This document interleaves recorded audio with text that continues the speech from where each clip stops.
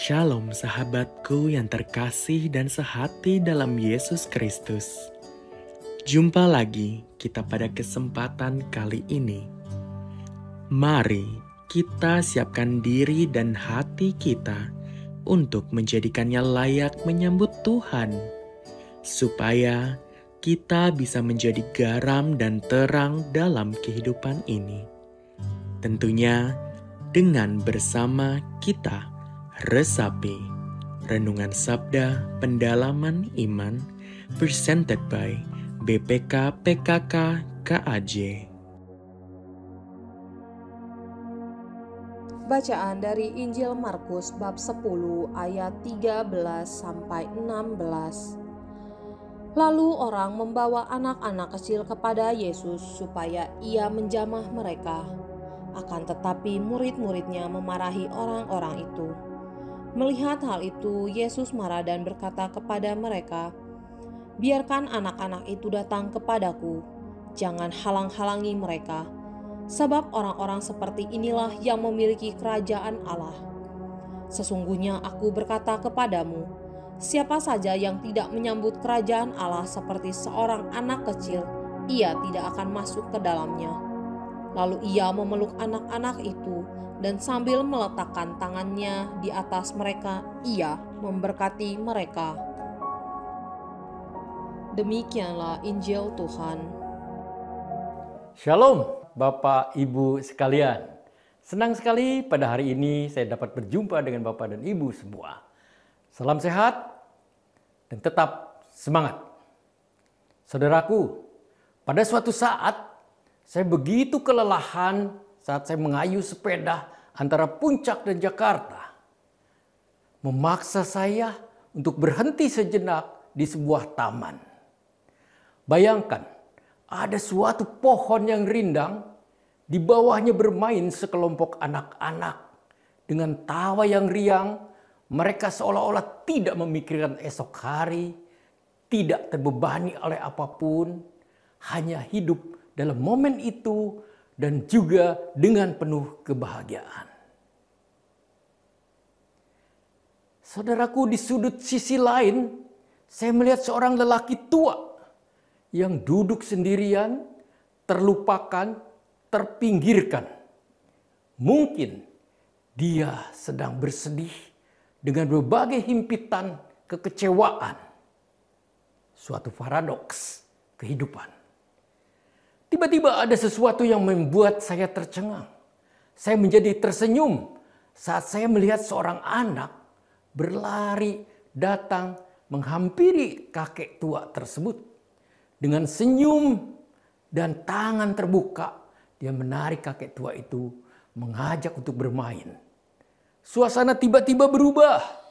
Dunia tua itu berubah menjadi senyum dan tawa riang, hangat dan penuh warna. Saudaraku, inilah gambaran kerajaan surga yang Yesus ajarkan. Tempat di mana ketulusan hati seorang anak dan pelayanan kepada yang terabaikan menjadi jembatan yang menghubungkan kita dengan surga. Di tengah hiruk-pikuk kehidupan yang sering membuat kita lupa akan esensi yang paling murni, mari kita berhenti sejenak dan bertanya pada diri sendiri, kapan terakhir kali kita melihat dunia di dalam melalui kacamata seorang anak? Kapan terakhir kali saya merasakan kegembiraan, kesederhanaan dalam melayani sesama tanpa mengharapkan imbalan? Dan tidak berharap akan ucapan terima kasih. Inilah saatnya kita mengingatkan kembali bahwa di dalam kesederhanaan dan ketulusan hati seorang anak tersembunyi kunci menuju kerajaan surga. Via Injil Markus, Yesus menegur para murid karena mereka menghalangi anak-anak kecil datang kepadanya. Dan Yesus berkata, sesungguhnya barang siapa tidak menyambut kerajaan Allah seperti seorang anak kecil, maka dia tidak akan masuk ke dalamnya. Saudaraku, di dalam konteks ini, anak kecil di dalam budaya Yahudi zaman itu, anak kecil direndahkan dan diabaikan, dianggap tidak memiliki kekuasaan dan kebijaksanaan. Yang Yesus dalam hal ini membalikan pandangan, menjadikannya mereka sebagai teladan iman. Yesus ingin mengatakan, bukan kekuasaan dan kebijaksanaan yang membuat seorang masuk ke dalam kerajaan surga. Sebaliknya, yang dituntut adalah kepolosan iman dan kerendahan hati. Saudaraku, kalau kita gali lebih dalam, ada beberapa sikap hati dari anak kecil yang dapat kita telaah, dapat menjadi teladan iman kita. Yang pertama adalah kepolosan. Kepolosan adalah merupakan suatu cermin dari ketulusan hati. Pentingnya punya hati yang bersih, mempunyai jiwa yang murni di hadapan Tuhan. Kepolosan anak tercermin dari sikap keseharian mereka pada saat mereka bermain sehari-hari. Kemudian terjadi mungkin berebut mainan dan salah seorang mereka nangis. Tetapi apa yang mereka lakukan kemudian? Mereka begitu mudah memaafkan. Kemudian mereka bermain kembali. Mereka mudah memaafkan. Mereka tidak punya dendam satu sama lain. Mungkin saatnya juga kita dapat berintrospeksi. Apakah ada kepolosan di dalam hati kita? Atau sebaliknya, hati kita banyak kepura-puraan, banyak kepalsuan di dalam hati kita dalam mendekatkan diri kepada Tuhan. Kita mau dekat kepada Tuhan saat saya tidak baik-baik saja. Saya banyak berdoa, saya mendekati Tuhan untuk karena dalam keadaan tidak baik-baik saja. Tetapi pada saat baik-baik, saya bye-bye juga sama Tuhan. Saya goodbye sama Tuhan. Saudaraku, mari kita memohon untuk lebih memurnikan jiwa kita, hati kita, sehingga kita tidak mudah untuk menyimpan dendam, amarah, dengki, ataupun iri hati. So, hidup bisa lebih dekat dengan Tuhan. Yang kedua adalah kerendahan hati. Kerendahan hati adalah mengakui ketergantungan saya, kerudukan Bapa dan Ibu sekalian, terhadap Tuhan. Tentu kita mudah melihat anak kecil dengan segala keterbatasannya. Mereka sangat membutuhkan bantuan, pertolongan. Tetapi mereka juga mau menerima uluran tangan. Tentu kita sering sangat mudah melihat bagaimana anak kecil yang digandeng tangannya oleh orang tua. Bagaimana anak kecil yang mencari tangan ibunya untuk dia genggam. Itulah anak kecil yang selalu merasa tergantung. Di dalam keterbatasannya dia mencari. Saudaraku, hidup manusia dewasa ini sering terjadi seolah-olah terlepas satu sama lain. Mereka mau hidup di dunia sendiri. Mereka mengatakan, aku bisa. Nggak perlu kamu.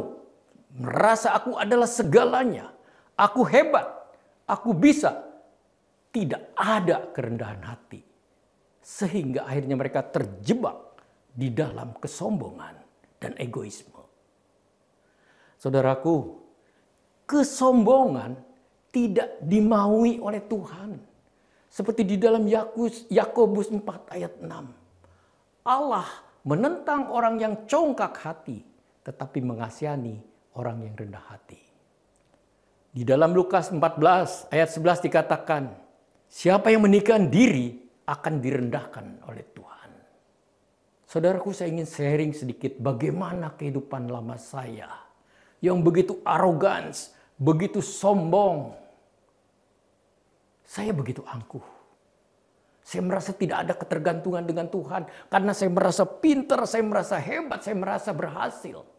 Ya, dalam tahap itu saya berhasil. Saya merasa mampu. Tetapi dan juga terbukti saya mampu.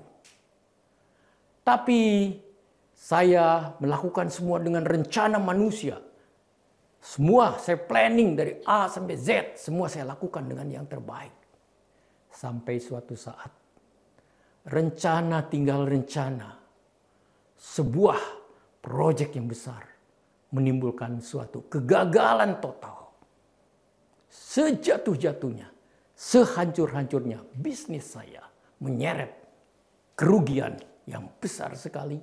Menyeret bisnis lain yang juga menjadi berantakan. Semua yang saya dapatkan bertahun-tahun akhirnya hancur. Saya banyak kehilangan. Disitulah saya merasa saya tidak ada apa-apanya. Saya merasakan saya betul-betul hancur. Saya lari kepada Tuhan. Saya mulai mencari kepada Tuhan. Saudaraku, akhirnya saya sadar bahwa ada rencana yang jauh lebih baik dan indah. Memang saya gagal, memang saya hancur. Tetapi ini merupakan suatu titik balik kesadaran. Menyadarkan saya tidak ada artinya. Saya bukan siapa-siapa. Saat saya mau bertekuk lutut di hadapan Tuhan, maka Tuhan akan mengangkat saya.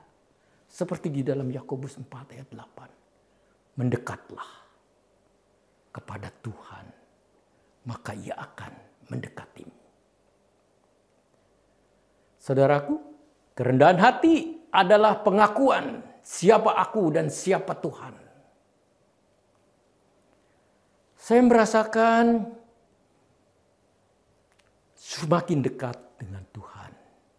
Saya dalam kesempatan ini juga ingin mengajukan suatu refleksi bagi orang yang merasa jauh dengan Tuhan.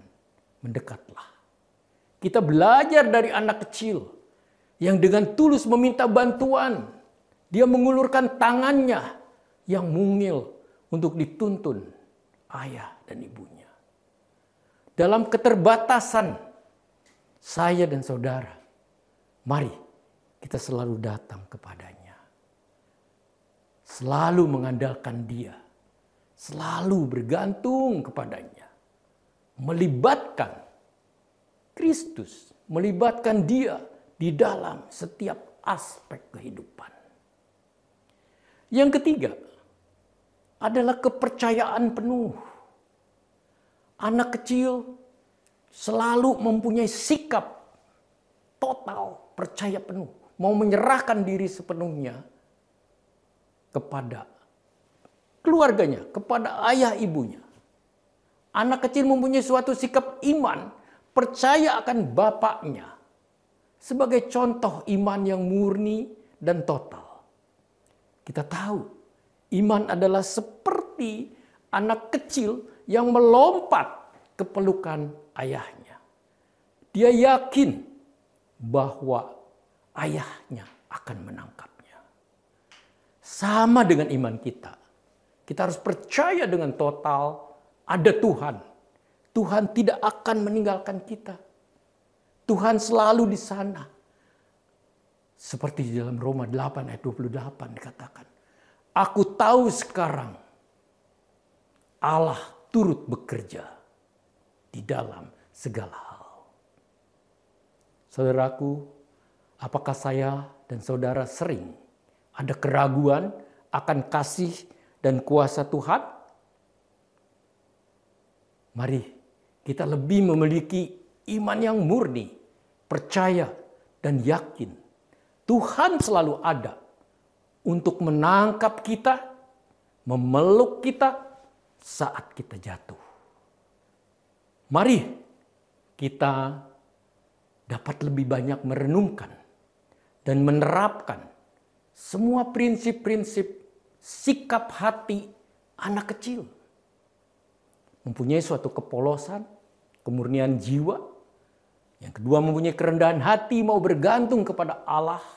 Dan yang ketiga adalah kepercayaan penuh, mempunyai suatu iman yang betul-betul total, mempunyai iman yang tidak pernah goyah.